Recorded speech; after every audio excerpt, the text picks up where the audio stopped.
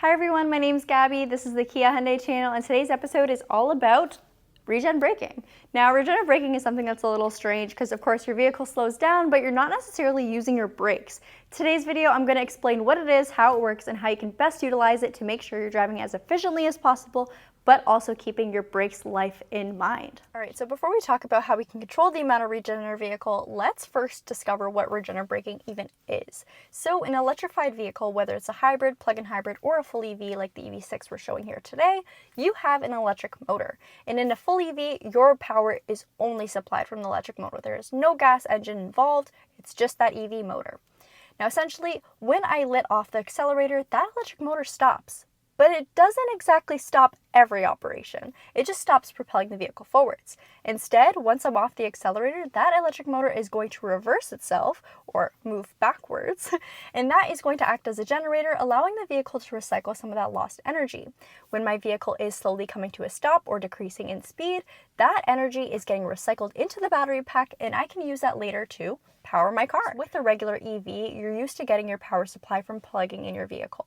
This amount of regen is definitely not going to take you from a 0% to 100% charge. It's just not going to happen.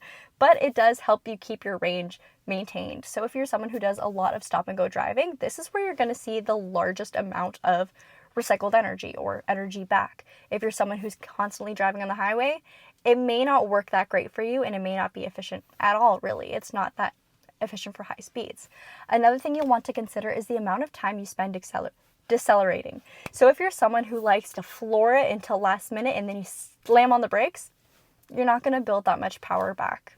It's just not going to happen. But if you're someone who allows the regenerative braking system to slowly bring you to a stop, that's where you're really going to capture a lot more of that energy and see a big change in your vehicle's regen. Now let's get into how we can control it. All right, we're now behind the wheel of our EV6, and this is of course going to be the same operation in a majority of our vehicles, like the Kia Niro, the Kia EV9, the Hyundai Ioniq 5, 6, Kona, lots of the Kia Hyundai Motor Group vehicles, for EVs I should say. So you have these paddle shifters located on the back of your steering wheel. This is how you're going to control the amount of regen. On your left, you have an increase, so you get that plus. And then on the right, you have your paddle shifter with a little minus icon. That is, of course, to decrease the level of regen. You can see what level you're at by looking at your digital gauge cluster. See, we're at level 0. And let's kick it up a notch. So level 0 is great if you're someone who does a lot of highway driving without necessarily stopping, because you're not really capitalizing off that regen anyway. Again, like I mentioned in our earlier clip, regen rebuilds when you are slowing down. And hopefully you aren't slowing down too much on the highway. Now, if you are someone who lives in a high traffic area, you're definitely gonna wanna hit our left paddle. You can see we're now at level 1. One more time, we're at level 2, which again is just a higher amount of brake force when you let off the accelerator. Level 3 is pretty darn strong. I love driving on level 3, but I also know some drivers who just aren't used to it and aren't necessarily a fan. One more time and we get into I-pedal, and that's where things get really fun and exciting. I'm going to briefly explain I-pedal for you guys in this next clip because it's confusing. Okay, on the note of I-pedal, I'm going to briefly explain what it is. I absolutely love it, but I know a lot of our EV drivers, if they're coming in for their first EV test drive before they purchase one, they're freaked out by it, and rightfully so. I mean, a lot of people aren't used to their car stopping themselves.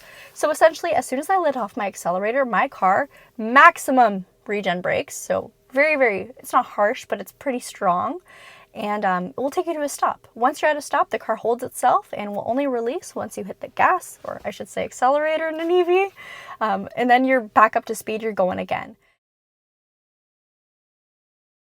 Question a lot of our customers, viewers ask, and it's, okay, regen braking. It sounds like this car is doing a lot of unnecessary braking. How short is my brake life on my vehicle? And the answer is it's actually longer. Because regen braking, like I said, is using your electric motors. It's not using your actual traction brakes, or friction brakes, I should say, sorry. And that prolongs the life by a big chunk of time, or I guess there's no measurable amount of time. It's really a driver-to-driver basis. But with that being said, real brakes or friction brakes on a vehicle are something that if you don't use them, you lose them. So you want to make sure every once in a while you get a good real brake in with your car. So maybe put your regen on 0 and slam on the brakes yourself, because you don't want to lose your brakes. They're not exactly cheap, and of course you can really prolong the life of them if you are using a mix of regen and real braking, but if you're never using your real brakes at all, you're not going to capitalize off of that extended life. Okay, last but not least, another level of regen braking. This one's a little bit hidden. So it's not necessarily found by cycling with your paddle shifters. It's found by pressing and holding your right one. So pay attention. On where it says level 1, I'm going to press and hold, and that switched into auto. What is auto? Well, it's a smart regeneration system. So on your EV menu here, you can set the strength of this automated system. Right now I have it set to medium. So essentially, auto is an automated mode. It's going to utilize the camera that's located in the windshield of your Kia, Hyundai, or Genesis EV to monitor what's happening around you. This is going to pick up traffic. So if there's stop and go traffic or just someone cuts in front of you, and the car is actually going to react to that. Other than that, though, it's not just about what's happening around you in the car department, it's also about the terrain. So the car will see if there's an incline or a decline. It will adjust itself as needed. It's pretty smart. It's pretty nice. I guess that's why it's called a smart regeneration system, and that's why it's called automated. I definitely recommend trying it out. If you're not a fan of it, that's okay. There's tons of different regen modes you can play around with, or if no regen's your style, that's okay too. So I hope this video was able to help you guys out, answer some questions, and if there's anything else you'd like to know about Kia or Hyundai EV videos, or vehicles I should say, or anything else really, please let us know down in the comments, and I'm happy to make a video on that. Thanks so much for watching. We hope to see you again, and don't forget to like, comment, and subscribe. Bye-bye.